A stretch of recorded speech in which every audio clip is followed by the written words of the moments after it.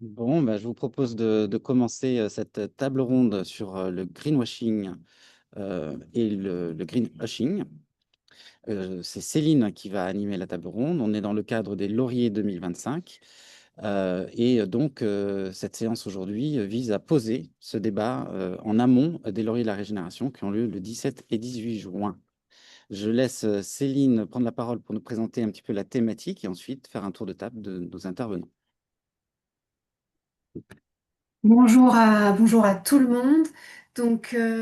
Oui, on va parler de greenwashing et de greenwashing.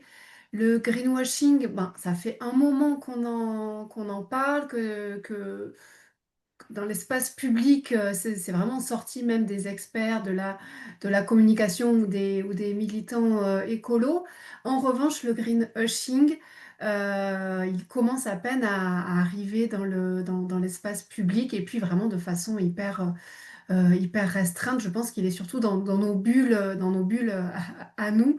Et donc l'idée de cette table ronde, c'est un peu de débunker ce qui est en train d'émerger pour le moment dans le débat, c'est-à-dire que jusqu'ici, ce qu'on a pu voir, c'est une opposition entre greenwashing et greenwashing. Et on a eu envie de rassembler des personnes dans la table ronde qui considèrent que opposer ces deux notions, ça n'a pas forcément de sens et on verra pourquoi. On ira dans les détails. On va voir aussi ce que ces notions impliquent. Alors, greenwashing, bon, on n'ira pas très loin parce que c'est assez connu. En revanche, le greenwashing, on va quand même gratter un petit peu tout ce qu'il y a derrière le greenwashing. Et puis, l'objectif derrière, c'est aussi de savoir ben, comment communiquer de façon responsable. Donc, comment communiquer, c'est-à-dire ben, ne pas se retrouver dans du greenwashing. On veut bel et bien communiquer sans tomber dans le greenwashing. Et donc, pour cela, on accueille Loïs Moreira, Nicolas Lambert, Eva Morel et Jérémy Dumont qui est organisateur. Je vous laisse vous présenter Comment pour chacun. toi, souvent s'oublie. Vas-y, Céline. Toi, Comment? si tu veux te présenter, peut-être Oui, ok, on va faire comme ça. Je commence vais par toi. commencer par me présenter en 30 secondes.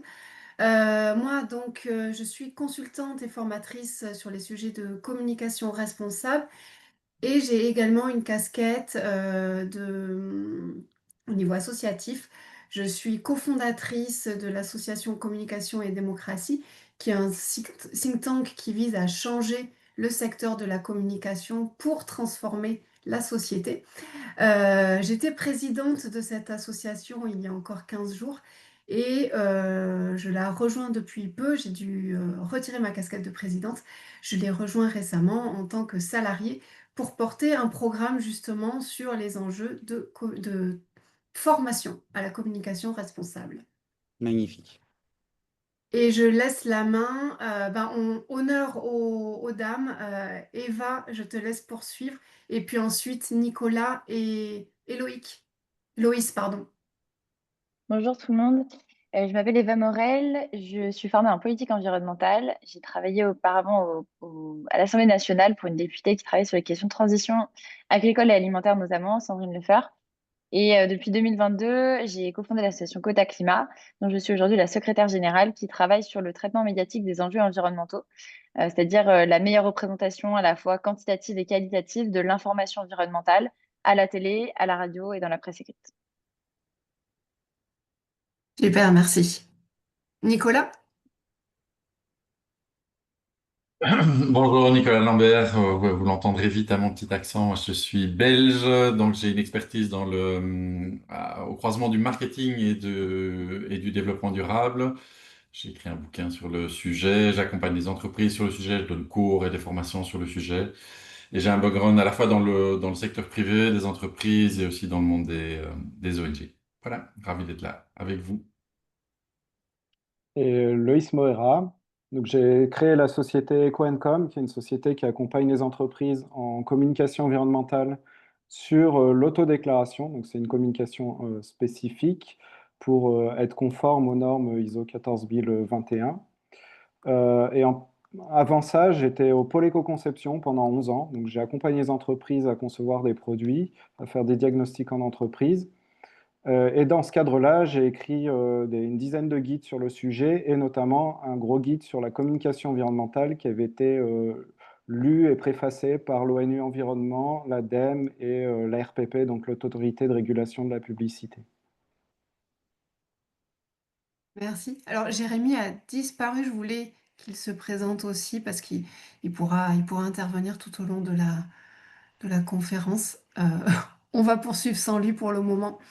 Donc, première chose, première étape, on va poser les bases.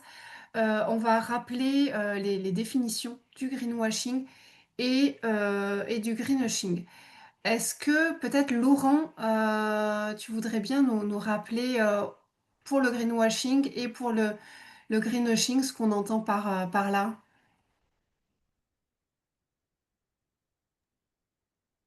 C'est à moi que tu t'adresses, Céline. Pardon, je t'ai appelé Laurent? Oui, je Oui, mais je alors notais, Nicolas hein, mais Laurent, pour moi, c'est c'est la très même bien, en ça me fait. convient tout à fait. Ça Oui, commence bien. rapidement, je pense que certainement ici dans cette audience, tout le monde est au courant. Donc, le greenwashing, c'est assez clair, hein, c'est quand il y a une déconnexion entre ce qu'on dit et ce qu'on fait fondamentalement, hein. Donc, alors ça peut aller donc ce qu'on dit en termes d'allégations, en tout cas sur la durabilité environnementale, sociale, etc. Ça peut aller du mensonge à des allégations un peu vagues, à suggérer des choses avec des couleurs, des symboles, etc., qui sont pas tout à fait vrais, ou alors être totalement dans le déséquilibre, c'est-à-dire dire des choses qui sont peut-être vraies, mais qui sont pas du tout en équilibre avec l'empreinte globale que peut avoir une marque ou une organisation. Alors, greenwashing, c'est un mot qui est plus récent. Alors, to hush en anglais, ça veut dire se taire en fait. Et donc, c'est quand une organisation se choisit volontairement de ne pas parler de ses engagements environnementaux. Alors, on en discutera dans le débat. Ça, il peut y avoir plein de raisons, plus ou moins bonnes, pour le faire. Et c'est vrai que récemment, il y a eu, alors on aime bien hein, avoir des polarités comme ça, opposer les choses, dire oui, mais c'est mieux de faire du greenwashing que de faire du greenwashing. Et certains ont même dit, tiens, on regrette le temps où les entreprises faisaient du greenwashing parce qu'au moins elles parlaient d'environnement. Je pense on sera assez vite d'accord autour de cette table pour dire que ben, on peut faire ni l'un ni l'autre. Le greenwashing, c'est quand même vraiment pas terrible. Et on peut tout à fait parler d'engagements sociétaux, environnementaux, sociaux, etc., de manière proportionnée, éthique, responsable. Et donc, c'est pas parce qu'on ne fait pas de greenwashing qu'on est obligé de faire du greenwashing. Ouais, voilà, très belle conclusion. On peut terminer la table ronde. Ouais. Eva, comme tu dois nous quitter rapidement, est-ce que tu pourrais nous parler de l'étude excusez-moi pour mon accent, hein, de South Pole, donc une étude sur le greenwashing. Quota Climat, on avait fait un article sur Vers le Média. Et donc ça, ouais, ça nous intéresserait de savoir quels sont ces enseignements de cette étude qui est parue l'an dernier, je crois. Oui, donc dans cette étude, il est dit que 86% des entreprises qui commercialisent des biens de consommation et 72% des compagnies pétrolières disent avoir réduit leur communication environnementale et que cette pratique de dissimulation de la communication environnementale ne concerne pas uniquement les entreprises les plus polluantes, mais aussi les entreprises qui promeuvent des services environnementaux. Donc, notamment 88% des entreprises qui proposent des services environnementaux déclarent moins communiquer sur le sujet alors que 93% d'entre elles ont des objectifs en la matière. Et je compléterai parce que nous, notre axe de positionnement principal chez Coda Climat, c'est la couverture médiatique des enjeux environnementaux. Et ce qu'on constate, c'est qu'on est dans une situation où l'information environnementale est à la baisse. Entre 2023 et 2024, on a constaté une baisse dans l'audiovisuel français de 30% de la couverture médiatique des enjeux environnementaux. Et en fait, nous, ce qu'on diagnostique, c'est que la couverture médiatique, elle se fait généralement en réponse à la manière dont les interlocuteurs politiques et économiques se positionnent par rapport à ces sujets. D'ailleurs, ce qu'on déplore, parce que on pourrait très bien considérer que pour exercer leur rôle de contre-pouvoir, les médias doivent eux-mêmes mettre à l'agenda des sujets et ne pas forcément attendre que des responsables économiques et politiques le fassent. Mais le fait est que en dépriorisant cette question, les communications sont aussi à la baisse. Et je tiens aussi à préciser que on met pas forcément l'accent sur la communication comme panacée des transformations environnementales dans les structures, parce qu'en fait, communiquer, c'est une chose, mais ce qui est intéressant, c'est de vraiment savoir ce qui se passe en interne, s'il y a des axes de transformation qui sont engagés, parce qu'in fine, c'est bien ça qu'on vise. Et la communication, c'est juste une incitation à le faire. Parce qu'en fait, si on communique, on a généralement des gains réputationnels à se transformer. Et d'ailleurs, dans beaucoup d'entreprises, les pôles RSE et les pôles communication sont fusionnés. En fait, comme il y a peu d'incitations encore financières et réglementaires à le faire, la communication, c'est l'une des incitations les plus fortes. Et donc aujourd'hui, comme l'information environnementale est plutôt en récession, en fait, ce qu'on constate, c'est qu'il y a moins d'incitations à se positionner sur ces sujets. Et la crainte, c'est que cette moindre incitation à se positionner, elle se traduise par des engagements qui soient pas renouvelés. Donc, c'est-à-dire qu'on avait des objectifs, mais on ne reprend pas nos nouveaux objectifs, juste on dépriorise, voire parfois qu'il y ait des reculs dans des politiques RSE dans certains secteurs. Et enfin, c'est ce qui est en train de se passer. Les entreprises pétrolières sont en train de se réengager sur des nouveaux projets d'exploitation, notamment aux États-Unis. Ce qui s'est passé avec l'élection de Trump a permis à Total Energy de se réengager dans des nouveaux gisements, ce qui n'était pas forcément entendable dans le débat public il y a quelques mois/années, et ce qui le redevient. Et donc, c'est ce lien en fait entre communication et action qui nous semble être important de souligner. Euh, ok, et alors moi je me pose une question. Euh, Finalement, le lien communication-action, ok. En revanche, pour pouvoir communiquer, il faut d'abord avoir agir. Et à ce niveau-là, du coup, est-ce que finalement qu'une entreprise pétrolière communique moins, est-ce que c'est vraiment problématique au regard de son industrie? Est-ce qu'il y a vraiment est-ce que c'est vraiment du green? Est-ce qu'on peut appeler ça du greenwashing dans la mesure où, de toute façon, quand elle va communiquer sur des enjeux environnementaux, ça va. Alors, pas forcément, mais il y a de très grands risques que ce soit du greenwashing. Mais en fait, pas forcément, dans le sens où en fait, la communication, c'est pas forcément l'aboutissement d'un effort, ça peut accompagner la transformation. On peut très bien se dire qu'on communique dès le démarrage de nos engagements et que ça accompagne le processus et que ça l'encourage. Et donc, en fait, une entreprise pétrolière, bien sûr, on peut très bien s'attendre à un double discours très fort. Et c'est important qu'il soit souligné par les personnes qui couvrent l'information. Donc, typiquement, si un journaliste reçoit un communiqué de presse d'une entreprise pétrolière, c'est important qu'il souligne les incohérences qu'il peut y avoir. En revanche, c'est pas forcément quelque chose de mauvais qu'une entreprise pétrolière dise vouloir se transformer. Il faut bien que ça soit fait concrètement, mais ça peut être un axe qui l'encourage à le faire. Et en fait, aujourd'hui, encore une fois, il n'y a pas beaucoup d'incitation à se transformer quand on est une entreprise pétrolière. Donc, les mouvements d'opinion et la réputation qu'on a auprès des décideurs politiques, ça peut être un encouragement. En revanche, si on se retrouve dans une situation où on continue de communiquer sans continuer de se transformer, ce qui peut être aujourd'hui le cas de certaines entreprises, là, ça devient du greenwashing et là, ça devient extrêmement problématique. Mais en fait, le greenwashing, pour nous, c'est pas problématique dans le sens où arrêter de communiquer quand on est incohérent, de toute manière, mieux vaut emprunter ce mode d'action. C'est plutôt qu'en fait, pour nous, c'est juste une désincitation supplémentaire à se positionner sur ces sujets. Claire. Pour Loïs, est-ce que tu aurais quelque chose à rajouter là-dessus? Alors, c'est vrai qu'on parle de greenwashing.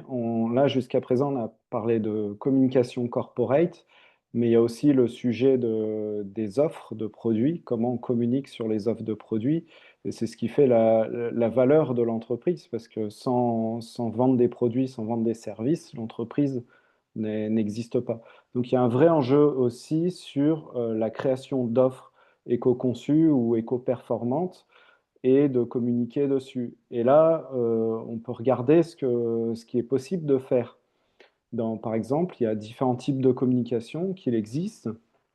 Il existe les labels, mais il faut encore qu'il y ait un label qui existe sur son produit, ce qui n'est pas forcément le cas.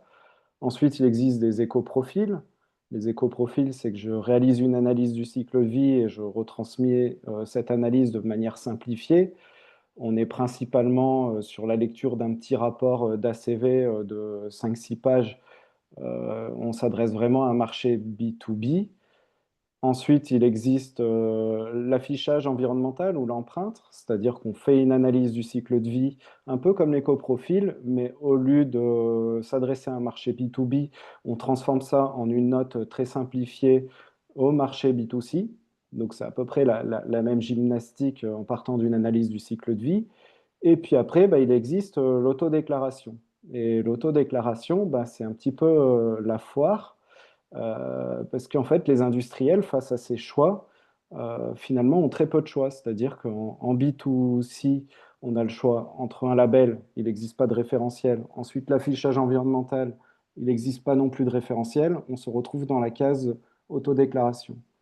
Et en B2B, si on ne fait pas d'éco-profil, si ce n'est pas une obligation, soit imposée par les clients, soit par les textes de loi, eh ben, on se retrouve aussi dans la case autodéclaration. Et là, ben, on se retrouve dans cette jungle qui est plutôt une communication qui est déconseillée, mais finalement qui s'adresse à 99% des entreprises et des cas de produits à valoriser sur leur performance environnementale. Et c'est là où il va falloir mettre de l'expertise pour renforcer ces autodéclarations, puisqu'il existe des normes internationales qui sont volontaires, l'ISO 14020 et 21. Et si on les applique de manière concrète, on met en place un système de preuves derrière chaque allégation et il devient difficile de faire du greenwashing par rapport à ça.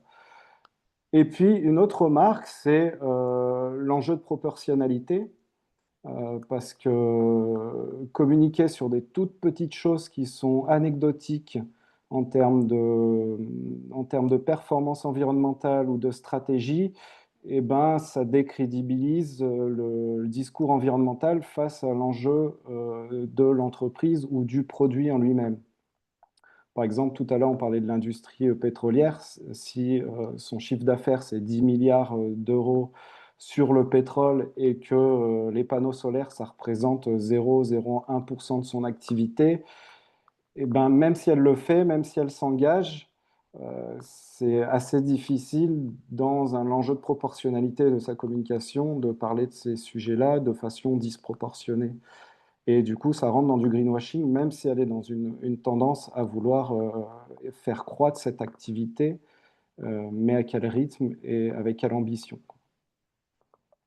Ah, c'est-à-dire que l'entreprise est en transformation, mais quand la transformation est réduite à peau de chagrin, finalement la communication n'aurait plus lieu d'être. Il faudrait rentrer là du greenwashing.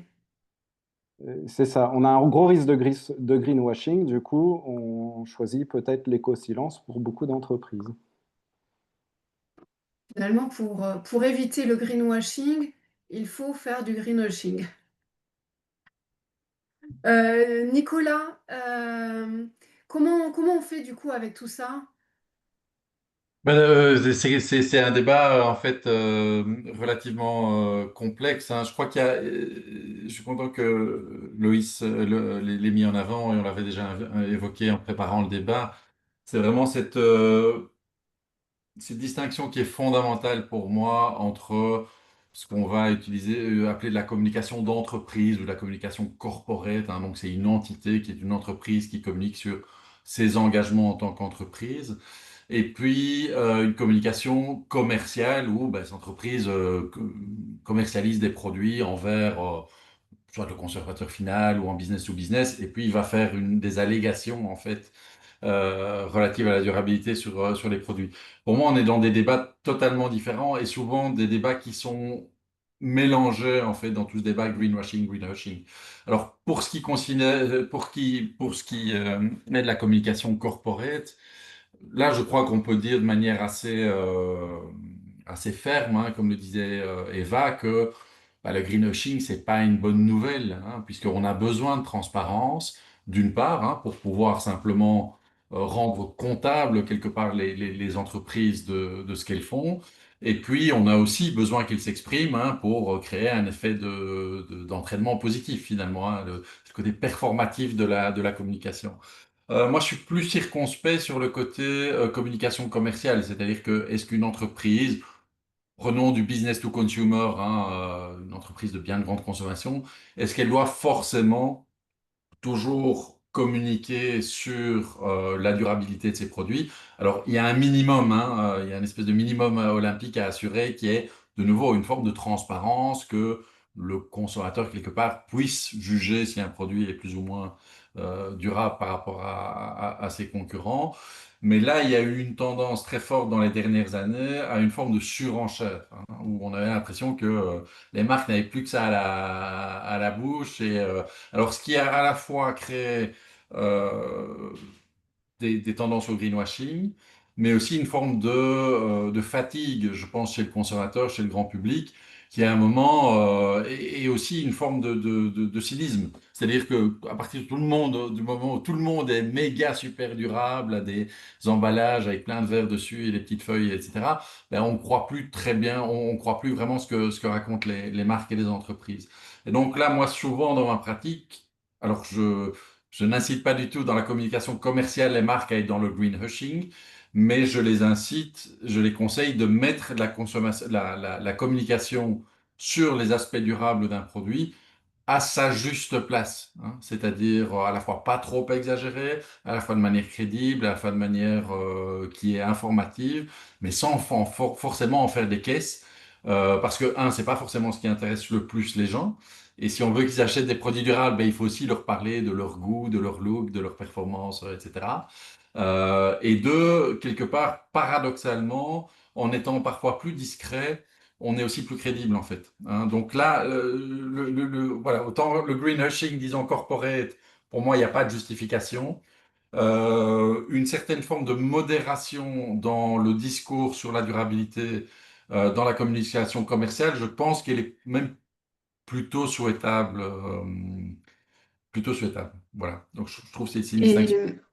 Et, et peut-être aussi dans les moyens alloués, finalement, il y a peut-être juste, comme tu disais, dans la discrétion, on va pas balancer une campagne d'infos à des millions d'euros. Peut-être que juste un petit élément sur le packaging, une information sur le packaging, et c'est bon. La campagne de com, en revanche, elle peut être sur les bénéfices du produit, Oui, oui, tout à mais fait. pas sur Oui. l'aspect, Et c'est un très élément. paradoxal, mais d'autant plus si les produits sont des alternatives, disons, plus durables, hein. Le produit n'est jamais durable à 100%, hein, très, très rarement. Sont en tout cas les bonnes alternatives, des alternatives qui vont dans la bonne direction, ben, c'est important de, entre guillemets, bien les marketer. C'est-à-dire que c'est important que ces produits-là, ils soient désirables et ils soient les plus désirables possibles pour un large public. Or, si on market ces produits-là uniquement sur des allégations liées à la durabilité, ben, on risque de s'adresser à un public très étroit, un public de niche. Et donc, c'est très paradoxal, mais parfois, en parlant trop de durabilité, finalement, on va à l'encontre de la durabilité parce que on fait de la durabilité quelque chose qui s'adresse à un petit groupe de gens, alors que ça devrait au contraire s'adresser à un public le plus large possible. Donc voilà, c'est un débat qui est beaucoup plus nuancé, beaucoup plus complexe, je pense, dans la communication commerciale que dans la communication corporate, où là c'est méga important qu'il y ait cette transparence et puis cet effet d'entraînement, comme le disait Eva. Eva, est-ce que tu voudrais rajouter quelque chose avant de partir? Et puis aussi aborder la question des garde-fous, si tu as quelque chose à dire par rapport aux garde-fous. Peut-être directement pour embrayer là-dessus. En fait, nous, on trouve intéressant d'élargir la définition du greenwashing à différents supports. Et on pense que ça pourrait élargir aussi l'encadrement du greenwashing. Typiquement, on peut s'interroger sur des interventions de type de celle qu'a fait le CEO de Airbus sur France 5 récemment, en affirmant que l'avion était moins polluant que le train. En fait, là-dessus, lui, il fait cette déclaration qui n'est pas anodine parce qu'il vend des avions. Et en fait, aujourd'hui, ça ne rentre pas dans le champ de la communication commerciale parce qu'on considère que c'est le champ de l'intervention médiatique d'un CEO qui a pourtant des intérêts économiques à tenir ce type de propos, qui relève du coup de la désinformation, mais aussi d'un propos commercialement trompeur, puisqu'on peut très bien imaginer que derrière, dans toutes les audiences que recense France 5, il y a aussi des personnes qui pourraient éventuellement être tentées d'acheter les avions. On peut aussi se dire que ça sert plus généralement à un discours commercial du fait qu'un CEO ait cette image assez glamour du fait qu'il intervienne dans des émissions politiques renommées. Et donc, en fait, aujourd'hui, on sait que, très concrètement parlant, au niveau de Bercy et de la Direction générale de la concurrence et de la répression des fraudes, il y a une difficulté à considérer que l'élargissement des supports, ça fait, enfin, ça rentre dans le cadre de la définition du greenwashing. Donc, en fait, le greenwashing, c'est encadré spécifiquement dans le fait qu'on détecte des mots-clés en particulier et que aujourd'hui, bah, ces mots soient considérés comme fallacieux parce que trop généralistes, parce que mensonger, parce que pas représentatif de la globalité des impacts d'une structure. Mais tout ce qui va entourer le discours plus général d'une entreprise dans le débat public, ça ne va pas en faire partie. Et en fait, aujourd'hui, c'est plutôt comme ça que se positionnent aussi beaucoup de marques ou beaucoup d'entrepreneurs qui sont le visage de cette marque, en disant, bah, en fait, on va améliorer la réputation et la communication en règle générale de l'entreprise par le biais de procédés qui sont plus ou moins fallacieux. Et donc, selon nous, un des leviers réglementaires, ça pourrait être de considérer que désormais, les propos qui relèvent d'une désinformation qui traite du secteur d'activité d'une entreprise soient considérés comme enfin, une communication commerciale, surtout si cette entreprise derrière se tare d'avoir une pratique de transformation de ce secteur d'activité en particulier, parce que ce serait du coup de la contradiction nette. Et donc ça, c'est des pistes en fait qui sont un peu aux confins du droit actuel et qui peuvent être exploitées si on considère que c'est désormais une priorité de lutter entre autres contre la désinformation et d'élargir la définition du greenwashing. Et donc, ça pourrait être aussi un des leviers qui permettrait de l'encadrer de manière plus globale et aussi de s'adapter aux nouveaux modes de communication qui sont très incarnés par les dirigeants. En fait, on fait plus de la publicité aujourd'hui comme on en faisait hier. Aujourd'hui, c'est beaucoup des figures qui sont très personnifiées et qui incarnent des marques. Et donc, en fait, les discours de ces figures ne sont pas considérés comme une publication commerciale comme on pourrait en avoir l'habitude dans des revues papier ou à la télé, etc. Mais ça en fait aussi partie sur les réseaux sociaux. Et donc, voilà, une harmonisation de l'encadrement du greenwashing considéré comme une des facettes de la désinformation, ça pourrait être intéressant. Oui, oui, parce que précisons que le greenwashing, l'éco-blanchiment dans la loi, alors le terme a été inscrit tout récemment dans la loi climat et résilience. Super. C'est inscrit dans le cadre des pratiques commerciales trompeuses. Et pratiques commerciales trompeuses, effectivement, ça concerne les communications commerciales. Donc oui, élargir ça, ok, ça permettrait d'englober ces discours. Et ça fait Alors Eva, si tu as besoin de partir, tu nous le dis. Moi, je vais embrayer peut-être. C'est les points que tu abordes là, ça me fait penser à la question des influenceurs. J'aimerais bien qu'on parle des influenceurs. Est-ce que tu restes encore un peu Oui, avec nous? oui, je peux répondre juste à cette question et après je vais devoir filer. Mais du coup, oui, sur la question des influenceurs, en fait, aujourd'hui, c'est vrai que c'est pas forcément quelque chose qui est très encadré. L'influence en ligne, on sait que grosso modo, il y a des règles sur les publications commerciales, notamment dans le fait que ce soit labellisé dans les publications. Mais en revanche, la vérification de ces labellisations, c'est plutôt sous la forme d'un signalement. Donc, en fait, on s'attend à ce que le grand public se fasse la propre police en fait de l'information qu'il consomme. Mais sauf que si on est mal informé, on ne peut pas forcément être éclairé sur les abus légaux qu'on nous fait consommer au quotidien. Et donc, en fait, il y a peut-être une inversion de la charge de la responsabilité qui devrait être faite. Nous, on travaille de plus en plus quand même avec des outils technologiques pour détecter des cas des informations avérées, notamment dans les médias traditionnels. Et on pense qu'il y a aussi des outils qui pourraient être appliqués Oui. dans le cadre de la régulation des contenus en ligne, y compris donc dans les communications des influenceurs, notamment quand ce sont des communications à but commercial cachées ou assumées, mais de manière incomplète. Et en fait, il y a dans les discussions européennes, dans le cadre du Digital Services Act, donc la réglementation en matière de régulation des contenus numériques, il y a une réflexion quand même dans l'harmonisation de la réglementation dans tous les supports de communication. Et typiquement, le fait qu'on applique aux plateformes digitales des règles qu'on applique aujourd'hui plutôt aux médias traditionnels, notamment bah, la publicité est très encadrée. Par exemple, on ne peut pas diffuser de la publicité sur la malbouffe à côté de programmes qui sont destinés à la petite enfance parce que c'est considéré comme un danger pour leur santé. On pourrait considérer qu'il y a des règles similaires qui s'appliquent aussi sur les surfaces numériques. Et bon, bah, aujourd'hui, c'est un bras de fer au niveau diplomatique d'imposer ce type de règles parce que ça rentre dans le cadre des négociations commerciales plus généralement et des négociations avec les États-Unis et les grandes plateformes. Mais en tout cas, c'est des pistes concrètes qui existent désormais. Enfin, il manque, c'est un volontarisme politique. Et donc, le fait aussi que les entreprises concernées et la société civile se mobilisent pour demander ces règles. Super, merci beaucoup. Est-ce que si tu dois partir, tu n'hésites pas. Ça marche. Au revoir. À Ouais. bientôt. On va poursuivre avec Nicolas et Héloïse. Donc là, on est allé vite sur les garde-fous. Si vous souhaitez qu'on revienne sur les solutions, parce que je ne suis pas sûre qu'on ait fait le tour des solutions. Non. Euh, on a parlé comme corporate et comme produit. En fait, peut-être ce qui manque, Nicolas, tu disais que sur la com corporate, euh, il faut, la question du greenwashing se pose beaucoup moins. Et Loïs nous Non, a pas mal elle se parlé. pose plus. Pardon. Comment?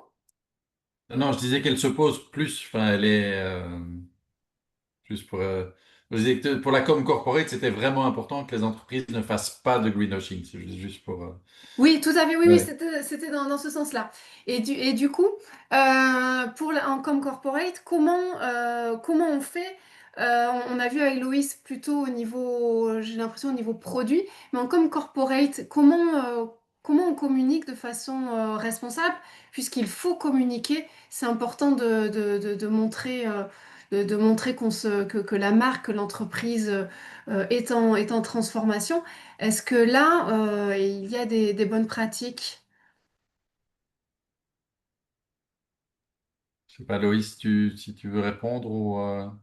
Alors, moi, corporate, je ne vais pas forcément être très à l'aise là-dessus. C'est vraiment dans l'approche produit-service et vente des offres. Par contre, il y a un vrai sujet, que ce soit corporate ou produit-service, c'est l'enjeu de comparaison. Et une entreprise, elle peut communiquer sur des aspects environnementaux, sur ses pratiques, mais finalement, est-ce que ces pratiques-là, c'est pas la norme dans un secteur? Et que finalement, beaucoup d'entreprises sont déjà bien plus en avance que ça, et eux pratiquent plutôt l'éco-silence en se disant, bon, ben, on est un peu plus que la norme, mais voilà. Et puis une entreprise au milieu de tout ça, qui est plutôt sur des aspects réglementaires, communique beaucoup sur le fait qu'elle respecte la réglementation, mais sans le dire frontalement comme ça. On a l'impression que ça peut être intéressant. Et il y a un vrai enjeu. On n'a pas parlé de ce terme-là, mais c'est de loyauté. Loyauté vis-à-vis du marché, vis-à-vis des concurrents en termes de communication, et figé dans un instant T, dans ce qui se pratique couramment vis-à-vis des entreprises concurrentes ou vis-à-vis des produits concurrents. Et ça, c'est un sujet fondamental en communication, parce que une communication, des allégations qu'on pouvait énoncer en 2010, eh ben, peut-être qu'elles sont complètement obsolètes en 2020, et en 2030, celles de 2020, elles seront complètement obsolètes. Et parce que les réglementations bougent, parce que les pratiques industrielles avancent et se dotent de nouvelles technologies bien plus efficaces, que ce soit sur l'approche corporate ou produit.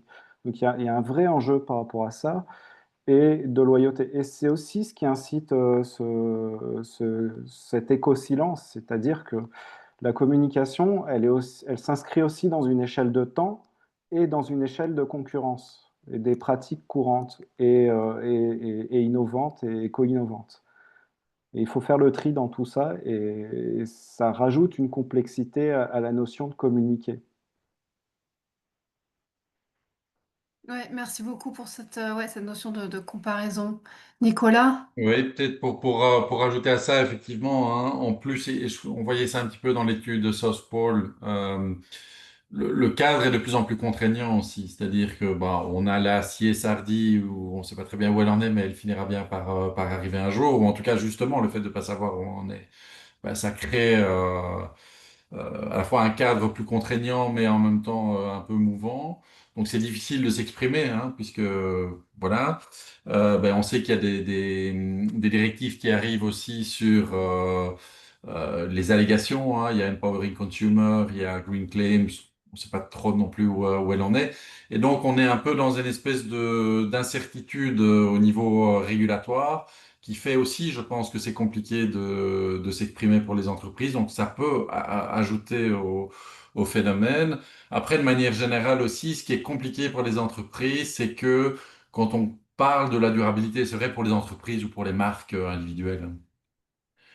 En fait, c'est un type de communication qui est complètement différent. C'est pas du tout les mêmes règles de communication. Et très Mm. souvent, le greenwashing, j'ai une collègue qui appelle ça de la grignorance, en fait. C'est-à-dire que c'est des gens qui appliquent, qui sont pas forcément toujours de mauvaise foi, mais qui appliquent des règles de com ou des règles publicitaires traditionnelles à de la durabilité. Or, en fait, on parle pas du tout de la durabilité comme on parle du dernier bâton de chocolat qu'on a sorti ou du fait qu'il y ait une lame de plus sur le rasoir. C'est pas pareil. C'est-à-dire que là où dans la communication commerciale, ben, les gens vont accepter qu'on soit un peu dans l'hyperbole, qu'on dise à quel point on est formidable, etc. Parce que voilà, c'est un peu le jeu, les gens ont intégré ça. Dans la durabilité, ça passe pas du tout.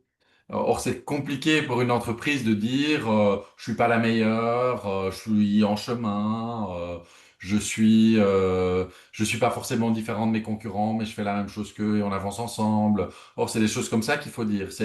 Là, je suis pas encore bon en fait, mais je travaille dessus, etc. C'est des choses qui sont terriblement contre-intuitives en fait pour les entreprises, mais qui sont nécessaires si on veut être crédible dans la durabilité. Euh, et donc ça, c'est vraiment les choses. Et je pense que les entreprises là apprennent aussi. Je pense que ça peut aussi expliquer la raison pour laquelle les entreprises communiquent moins, c'est peut-être aussi un peu qu'elles se sont un peu brûlées les ailes, c'est-à-dire elles ont beaucoup communiqué, puis elles se sont pris un peu des retours de bâton, et donc maintenant je pense qu'il y a aussi une plus grande prudence parce qu'elles se rendent compte que dès qu'on parle durabilité, bah, c'est compliqué, c'est ambigu, c'est pas facile à communiquer, etc. Il y a moyen de le faire, hein, mais c'est complexe. Et donc, en tout cas, il faut intégrer le fait que c'est pas les mêmes règles, quoi. C'est pas les mêmes règles et il faut se faire aider, hein. Il y a des tas de gens qui peuvent aider les entreprises là-dessus. Mais même ça va toucher même les entreprises dans leur culture, quoi, hein, euh, dans leur voilà Dans leur ego dans leur ego. aussi. Oui, oui, oui, Parce tout que à fait. elles ont progressé, elles ont le Absolument. sentiment d'avoir progressé, d'avoir fait Évidemment, tout à des fait. trucs Et c'est pour géniaux. ça, hein. Ah, on a un produit Exactement. éco-conçu, etc. On a bossé des années, on a fait de la R&D. Bien Et sûr. puis, il y a quelqu'un qui vient de te dire, ah, mais tu fais du greenwashing. Ah ouais, Ouais. c'est dur à entendre. Exactement. Et à ce niveau-là, bon, on peut. Alors là, c'est un peu plus controversé, peut-être ce que je veux dire, mais c'est. Je pense que quand on est dans la dénonciation du greenwashing, et je suis le premier à le dénoncer quand je le vois, hein, mais je pense qu'il faut parfois aussi faire un peu attention de pas non plus voir du greenwashing partout, parce que si rien n'est bon, en fait, ben, ça va aussi valider le fait que finalement les gens vont plus oser communiquer, parce que si dès qu'ils disent quelque chose, qu'ils se prennent une claque dans la figure. Bon voilà, donc il faut trouver aussi un équilibre Mhm. là-dedans. Alors il faut absolument évidemment dénoncer ce qui n'est pas juste, ce qui est objectivement du mensonge, de l'exagération, etc. Mais il faut pas non plus tout considérer comme étant du greenwashing parce qu'alors on détruit toute possibilité, tout espace en fait pour les entreprises de s'exprimer sur le sujet. Et Alors, puis, pardon. ouais, l'un des sujets que tu soulèves entre différence entre une communication classique sur un produit, ce qu'on a l'habitude de voir en publicité où on exagère ces allégations, ma voiture est super belle, etc., où finalement on est dans du subjectif. Euh, Souvent dans la publicité, on essaye de toucher l'émotionnel. Sur les aspects de durabilité, on va aller toucher des aspects physiques et du coup, la tendance et ce qu'il faut faire et ce qu'il faudrait faire, c'est de mettre en place des systèmes de preuve de chaque allégation, parce que théoriquement, on est capable de mesurer, de quantifier, de faire des essais. Et c'est ce qui pêche un petit peu dans la communication environnementale, c'est qu'on a repris les codes de la communication de la publicité classique, où on allègue des éléments, mais sur la durabilité, en fait, il manque tout le système de preuve. Et souvent, quand on creuse, on n'a pas d'explication de la moindre allégation sur les produits. Et c'est ça qui est gênant aussi. Oui. Et alors moi, je voulais rebondir sur les grandes et petites entreprises qui n'ont pas les mêmes moyens. Une grande entreprise, elle se paye une agence de com qui a pignon sur rue, elle a une équipe en interne, etc., qui peut se former à la communication responsable. Une petite entreprise, une PME, une start-up, une boîte à impact, comme on dit, qui se lance, ben, elle n'a pas les mêmes moyens. Et là aussi, Nicolas, quand tu disais, quand on dénonce le greenwashing, c'est vrai qu'aller dénoncer le greenwashing d'une grande entreprise et d'une petite entreprise qui n'a pas les mêmes moyens, qui n'a pas la même force en interne. C'est vrai que là, pour le coup, je comprends complètement le sentiment d'injustice de ces entreprises qui font comme elles peuvent, qui essaient d'utiliser ces codes de la publicité, d'avoir un maximum d'impact et qui se retrouvent à faire des faux pas sans le vouloir. Oui, tout à fait. Et c'est moi ce qui m'inquiète un tout petit peu dans la potentielle future législation Green Claims. Parce que là, elle va exiger des études a priori avant de faire les allégations pour tous les produits, etc. Moi, j'ai un peu peur qu'il y ait que les grosses entreprises qui soient Mm. capables de se payer ces études, etc. Et donc, que ce soit un peu un frein pour les petites et moyennes entreprises à l'innovation durable, quelque part, ou en tout cas à la promotion de produits durables. Donc là aussi, il y a un équilibre à trouver. Mais tu disais les petites entreprises, mais alors de manière anecdotique, il se fait que j'ai dans mes connaissances avec quelqu'un qui est directeur marketing d'une très très grosse compagnie aérienne et qui s'est fait mais massacrer pour accuser le greenwashing et a raison. Hein. Enfin vraiment, il n'y avait pas Ah, mais c'est chez vous, je il y avait vois. pas photo. Je vais pas dire, je vais pas dire qui c'est. Et je l'ai rencontré par hasard, ben voilà, de manière privée, et vraiment, il était lui-même choqué, c'est-à-dire qu'il n'était pas du tout conscient. C'est fou, alors que c'est quelqu'un d'extrêmement intelligent, il a toutes les agences du monde autour de lui, tous les consultants, il y a beaucoup d'argent.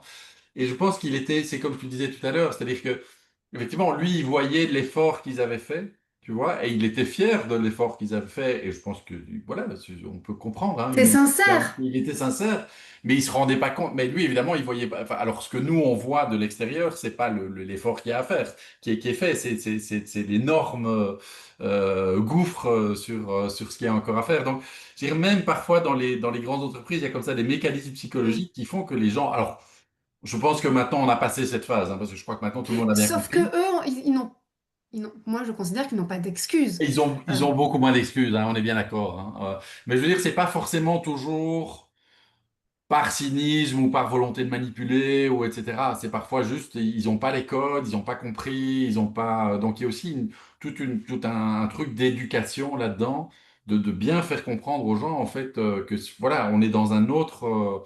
Euh, bon, on serait surpris de voir dans le monde de l'entreprise du nombre de gens qui n'ont pas vraiment compris c'était quoi les enjeux de la transition, quoi. ben, Ils en ont et entendu puis parler, ouais, le climat, machin, mais qui n'ont pas fondamentalement compris de quoi il s'agissait. Donc ils n'ont c'est, pas ben voilà, intérêt peut-être il y a ça aussi qui est en jeu, quoi. ils n'ont pas intérêt peut-être à comprendre parce que ça met en Alors, cause bien sûr, hein, il y a aussi leur des mécanismes business. psychologiques qui font que, ils sont dans le déni, hein, on est bien d'accord, hein, tout à fait. Pas être bisounours, hein, mais c'est intéressant parfois de comprendre voilà, ce qui amène les gens à faire ce qu'ils font. Alors, sur le phénomène de greenwashing, il y a aussi un autre paramètre. Moi, j'ai rencontré des tas d'entreprises hein, qui ont fait des projets d'éco-conception et qui ont eu des très grosses déconvenues au moment de s'adresser au marché, parce que leurs allégations, elles s'orientaient principalement autour de la réduction du quelque chose, un vocabulaire qui est plutôt dans le moins. Euh, je mets moins de matériaux, j'ai réduit mes étapes de production, j'ai réduit ma logistique, je mets plus de produits dans les camions. Et finalement, en fait, ces entreprises-là, elles arrivaient un petit peu sur le marché avec plein d'allégations environnementales et finalement, les acheteurs avaient à peu près tous la même réponse. Ben, vous avez fait des tas de gains, et ben maintenant, vous allez me faire le produit moins cher. Et du coup, ces entreprises-là qui avaient fait des super projets, parfois de plusieurs années en éco-conception, se retrouvaient confrontées à challenger leur prix, alors que leurs produits, ils avaient tellement investi pour arriver à ça que finalement, leurs produits étaient soit à prix égal, soit à prix un peu plus cher, et se retrouvent à avoir des acheteurs qui leur disent, ben, forcément, avec tous les gains que vous avez faits, moi, je veux que le produit soit moins cher. Et du coup, la négociation commerciale s'orientait soit sur le prix. Il y a un autre phénomène aussi à léguer tous ces éléments où on réduit, c'est qu'on peut se poser des questions sur les performances du produit.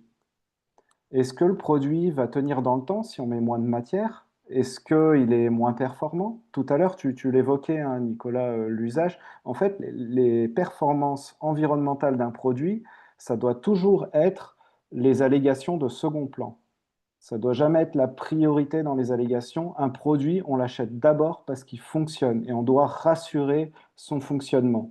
Et un produit écologique qui se revendique comme écologique doit peut-être encore plus crédibiliser sa phase d'usage et le fait que le produit fonctionne que les autres. Parce que les autres, intrinsèquement, c'est des produits classiques. Donc s'ils sont sur le marché, c'est qu'ils fonctionnent.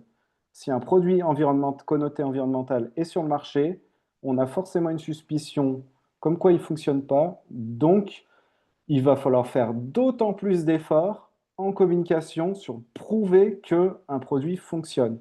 Et le nombre, en tant que, on a tous été éco-consommateurs à acheter des produits écologiques, et le nombre de déceptions qu'on a eu en tant que particulier à acheter des produits écologiques qui fonctionnaient mal, où il fallait plus frotter, où il fallait plus faire un effort, un sacrifice. Le sacrifice était peut-être important sur ce produit écologique par rapport au produit classique. On l'a payé peut-être plus cher et du coup, ben, la satisfaction du produit, la valeur ajoutée du produit, la perception de valeur ajoutée, ben, elle peut être dégradée dans dans ce contexte-là, quoi.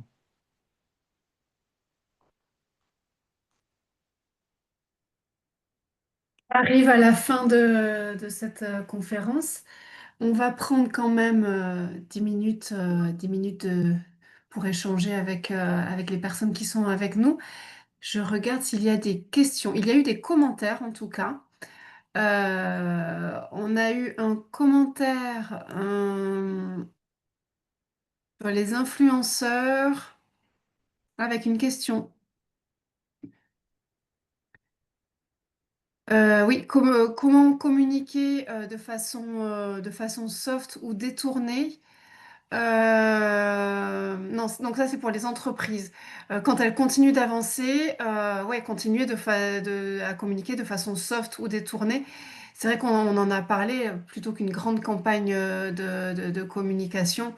Communiquer de façon plus subtile et plus discrète, comme disait Nicolas. Est-ce qu'il y a des questions? Alors, la communication subtile et discrète, c'est une notion qui est intéressante. Ouais. Notamment parce alors je reviens sur mon expertise produit-service, on est sur des marchés concurrentiels et quand on allègue et quand on communique sur des offres, c'est toujours en comparaison par rapport à d'autres produits. Donc, une communication environnementale, là où on se met en porte-à-faux quand on communique, c'est qu'on critique grosso modo ce qui existe sur le marché.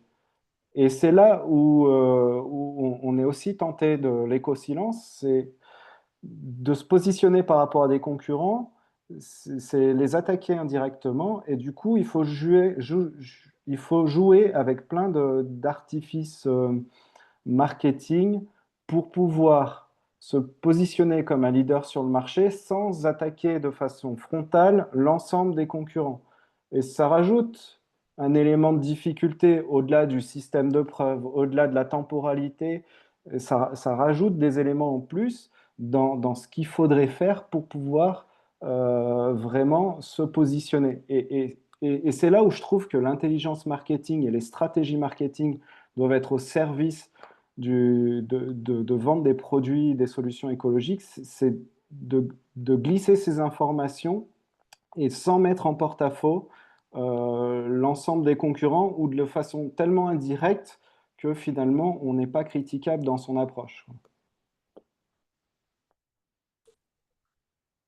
Et je rajouterai là-dessus, moi j'ai appris récemment qu'il existait un, un biais cognitif qui s'appelle, je le recherchais, l'effet Prodfol sur l'humilité.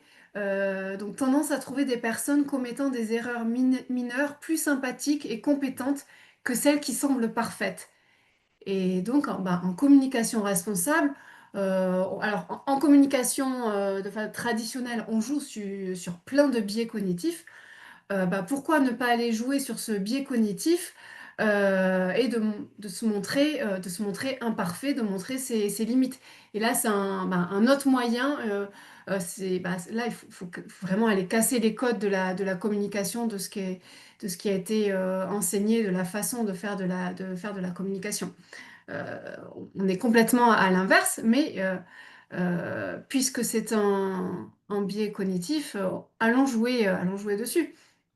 Très bien. Peut-être un petit tour de table, Esther, Philippe, Denis. Est-ce que vous Ouais. avez une J'ai question, une remarque, petite question à nos experts. Bravo pour vos interventions. C'était hyper intéressant de voir évidemment le niveau de granularité de vos analyses. J'ai une question qui nous concerne tous et toutes dans ces lauriers de la régénération.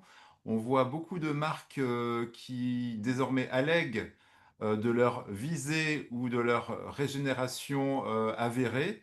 On sait, vous l'avez dit, je partage vraiment le point que c'est quand même extrêmement compliqué de demander des certifications aux petites entreprises parce qu'il y a des coûts, il y a des temps et c'est peut-être pas là qu'il faut d'ailleurs mettre les moyens puisque la régénération peut aussi se mesurer avec une traçabilité avérée. Du coup, quels sont vos conseils pour ces nouvelles allégations qui arrivent sur le regen?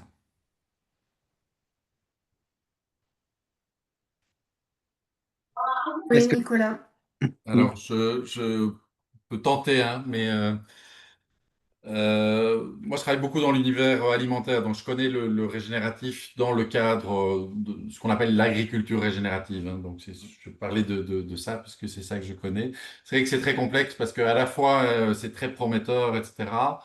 Ce qui est compliqué avec le régénératif dans le cadre de l'agriculture, c'est que c'est pas normé. C'est-à-dire qu'en fait, je vais un peu exagérer, hein, mais en tout cas en Belgique, vous plantez trois pâquerettes le long de votre champ, et puis vous pouvez dire ah je fais de l'agriculture régénérative. Comme c'est pas défini de manière extrêmement précise, et donc là il y a un vrai, pour moi il y a un peu un vide juridique, etc. qui doit être comblé parce que du coup ça permet, comme ça c'est chouette, c'est un chouette, et c'est attention, hein, le concept d'agriculture régénérative en lui-même est formidable. Mais il y a un vrai danger que certains se l'approprient à moindre frais, à moindre coût, en ayant des approches extrêmement minimalistes et en disant ah regardez c'est formidable, on est régénératif. Donc voilà, je ne sais pas quelle est la solution, si ça doit passer par une forme de définition un peu plus Normé, ferme, normée, effectivement, de normalisé. ce que c'est, mais dans cet univers-là, je trouve que c'est pour le moment un problème. Pas le concept, hein, pas le concept, il est génial, mais dans la réalité, le fait que le manque de définition fait que certains se l'approprient un peu de manière un peu trop facile. Denis, un point de vue? Oui, enfin, un point de vue, bonjour. Euh, non, parce que je sais pas si on en a parlé, mais je pense que l'essentiel, c'est l'humilité et la transparence dans cette communication.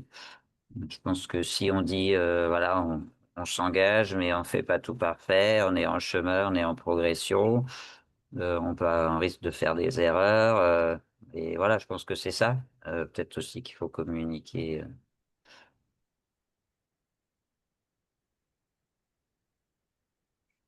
Et Merci. Oui, vas-y. Loïs, Par la par rapport à la régénération. norme, peut-être la belge, je sais pas. Ouais, alors par rapport à la remarque de Philippe, régénération, il avait l'air de dire que ça se mesurait très bien. Donc à partir du moment où ça se mesure, on est capable de communiquer. Par contre, moi, je reviens aussi sur la remarque de Nicolas, c'est qu'il y a un enjeu de proportionnalité là-dedans. Et j'ai vu beaucoup trop d'exemples, notamment avec le concept de cradle to cradle, où finalement on mettait 3 ruches sur le toit et ça y est, c'était bon. Alors qu'en dessous, on fabriquait des 4x4 dans une usine, ce genre de choses, quoi. Donc, il y a un vrai enjeu de proportionnalité, savoir est-ce que la mesure, elle est en relation avec l'enjeu, ou les enjeux autour de l'activité de l'entreprise ou du produit, quoi. Oui. Il y a un écart temporel entre la mise en place des pratiques, qui peuvent effectivement, dans certains cas, relever de ce que vous dites, et les impacts constatés. C'est-à-dire que, par exemple, planter une haie en année 1, il faut que les haies, peut-être il y a 3 ans, 4 ans qu'elles poussent, et ce n'est qu'au bout de peut-être 4 ans que ce sont des abris pour les oiseaux. Et je vais donner un exemple sur les haies, c'est un bon exemple. À Saint-Étienne Métropole, ils revendiquent qu'ils vont planter 21 km de haies. Bon, je ne sais pas si ça se trouve, il y en a 650 km dans le territoire et que ça représente 0,01%, 20 km. Et ça, je leur ai demandé et j'ai pas eu de réponse. Je ne sais pas ce que ça veut dire 21 km sur une métropole. Et quel est l'enjeu, quelle est la relation vis-à-vis du territoire, qu'est-ce que ça veut dire? Ça n'a pas Oui. de sens. C'est déconnecté de l'enjeu de 500 000 habitants et de ce que ça Si représente on reste si on reste sur les haies, il faut savoir que il y a des, il y a des primes pour planter des haies. Oui, Donc, non, mais on en ça, est c'est à encore autre chose, ça. On en est à je plante des haies pour toucher la prime. Et est-ce que cet argent est bien utilisé et pour quel impact? Je dis juste qu'il y a une table ronde le 17 avec l'INRAE qui va donc poser que l'agriculture régénérative, c'est de l'agriculture de conservation des sols bio. Donc en France, on avance sur ce sujet-là. Aux États-Unis, mais même dans le monde, il y a une norme internationale sur l'agriculture bio-régénérative. Donc le sujet est en train d'avancer. L'État de Californie aussi a inscrit bien que c'était de l'agriculture au-delà du bio, et, qui permet d'augmenter la biodiversité des sols, augmenter la biodiversité au-dessus des sols, et qui est bonne pour la santé, et qui, en plus, en ce moment, on parle beaucoup de ça aux États-Unis, mais sur la juste rémunération des producteurs. Et en France, on parle effectivement de prix plancher ou de contrat long. Donc, c'est ça, en fait, qui sera posé le 17 pour faire avancer cette réflexion. Et le 18, on aura plusieurs labels qui permettent de certifier d'une part les pratiques. Donc, il y a certains labels qui regardent les cahiers des charges et qui disent, vous avez des pratiques qui auront des impacts.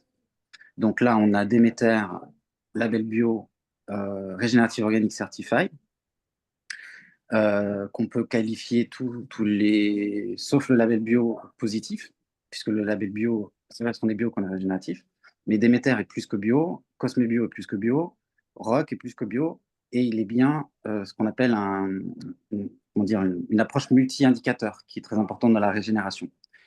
Les sols, le bien-être animal, la justice sociale.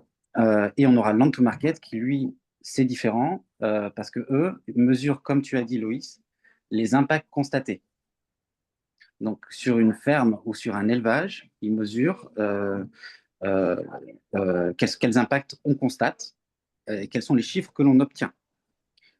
Et là, ça va être vraiment, voilà. Donc, c'est aussi très intéressant. Et eux, ils sont ce qui s'appelle practice agnostic. Et cette initiative dont tu parles, c'est quoi en fait? Land to Market, la dernière. Land to Market? Ouais. Et bien sûr, ça se mesure tout ça, hein. En France, on a aussi des organismes qui mesurent. Aujourd'hui, dans l'agriculture, si on reste là-dessus, on est sur la mesure carbone. Mais bien sûr, on peut mesurer le taux de matière organique d'un sol. Et là, il y a les fonds carbone et les labels carbone. Mais on peut aussi mesurer la biodiversité, qui est un peu coûteuse. Combien il y a de bactéries, de champignons, de vers de terre. Ce sont des choses qui se mesurent en laboratoire. Et on peut bien sûr faire du comptage d'oiseaux et autres. Et on peut bien sûr compter combien on donne aux producteurs,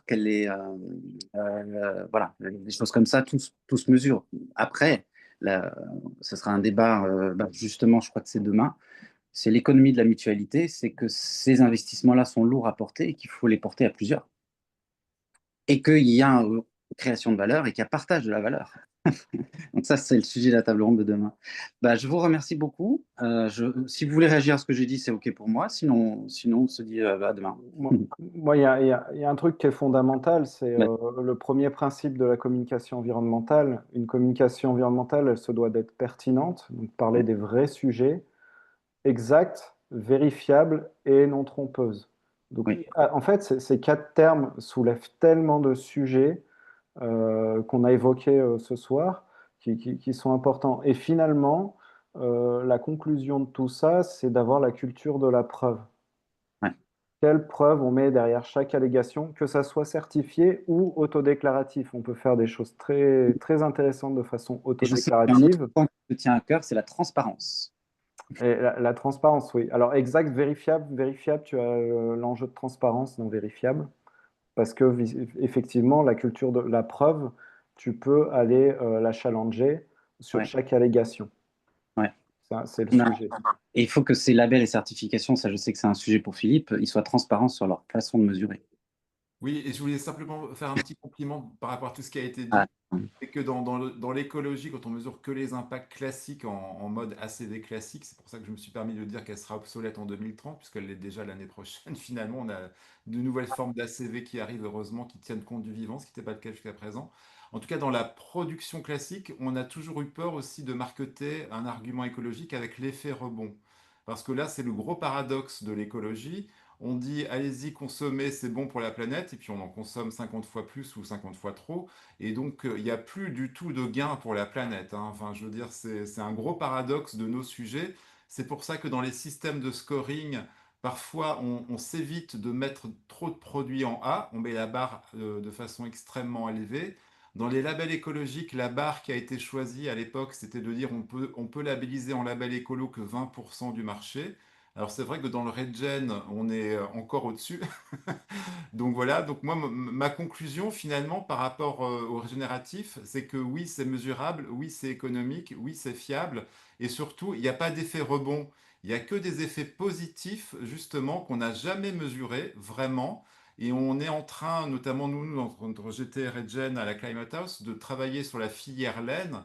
Et là, c'est absolument un cas extraordinaire. Alors, je fais de la pub pour ma table ronde aussi, bientôt. Mais c'est un cas extraordinaire parce qu'en fait, on repart de l'ancestral, voire du préhistorique, qu'on a finalement tagué en très polluant, ce qui est quand même assez extraordinaire. Et quand on déconstruit, parce qu'il faut déconstruire l'analyse des impacts. La laine est mal notée, alors que Voilà. Non, voilà, la laine est mal découvre les notée, moutons. mais il faut déconstruire les mesures. Et quand on déconstruit les mesures, on est extrêmement surpris de voir que les mesures, les chiffres qu'on nous impose et qu'on nous oppose sont faux. Et donc, Oui, je pense que c'est intéressant aussi pour reconstruire le regen, voilà, d'être extrêmement attentif à toutes les erreurs qui ont été réalisées depuis 20 ans ou 25 ans dans ce qu'on a appelé des produits écologiques et de construire une nouvelle école, oui. effectivement, qui va être beaucoup plus robuste et qui ne vise pas la performance, mais plutôt la robustesse. Très bien. Et donc, table ronde textile le 17. Je remercie tout le monde pour leur participation. J'ai trouvé que cette table ronde était vraiment intéressante et j'ai bien aimé enfin, la franchise, les solutions, voilà, les questions. Voilà, je vous remercie vraiment beaucoup et je vous dis à bientôt. Merci, au revoir. Au revoir. Merci à tout le Au monde. revoir, Merci, à bientôt. À à bientôt. bientôt.